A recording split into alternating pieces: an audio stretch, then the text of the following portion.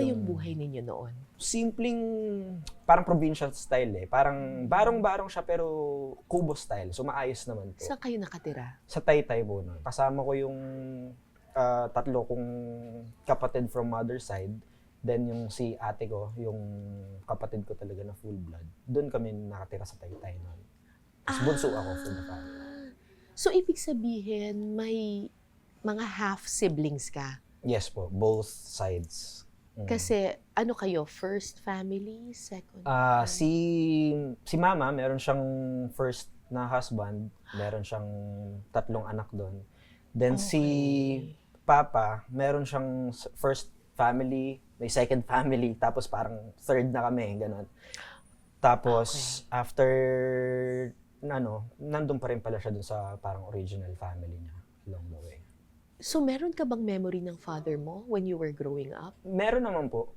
Kasi nung nandun kami, simpleng pamumuhay na hindi pa ako artista. Ang alam ko, dumidestino lang si Papa sa iba't ibang lugar. Kasi nagkakabit ng mga kable ng telepono.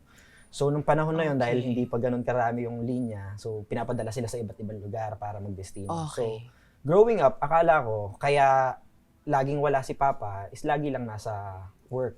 Actually, nito ko na lang din nalaman to nung namatay na yung airpot ko Parang doon na lang din, dami ko kasing unanswered questions pa rin hanggang sa ngayon na parang for the longest time, hindi ko na siya hinanapan ng sagot, pero kusa siyang dumadating ngayon. So, yun, nung namatay si airpot, doon ko na lang nalaman na parang nung napanood niya ako sa Itbulaga at kasama niya yung tunay niyang asawa, parang doon nagsimula na hindi na siya pwedeng dumalaw sa amin because alam na nga na meron siyang ibang family.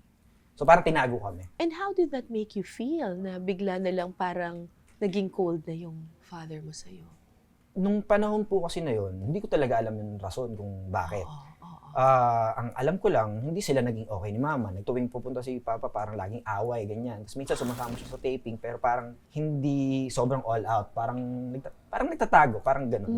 Pinalaki pa nga kami na iba yung kwento Siyempre, siguro as a parent, naintindihan ko rin naman yung mama ko kung bakit naging gano'n yung sigurong defense mechanism na meron kang hindi gustong malaman ng anak mo or pinoprotektahan mo siya from certain things na minsan you have to tell lies, mga ganyan. Yung ate ko, lumaki siya na may galit sa papa ko. Which is ako, dapat ganon din yung magiging path. Pero growing up, nagkaroon din ako ng sarili kong, parang hinanap ko rin yung sarili ko. Parang sa akin, mas nangibabaw yung kailangan kong putulin yung hatred na dumadaloy sa pamilya. Kasi ayaw mong magalit sa tatay mo? O may galit ka pa rin? Dumaan ako sa punto na galit ako sa kanya po. Dahil wala nga siya. Dahil walang presensya ng magulang, walang mag-guide. Lalo na nung nagkaroon kami ng downfall sa financial. Na yung lahat nung naipon ko is parang nawala.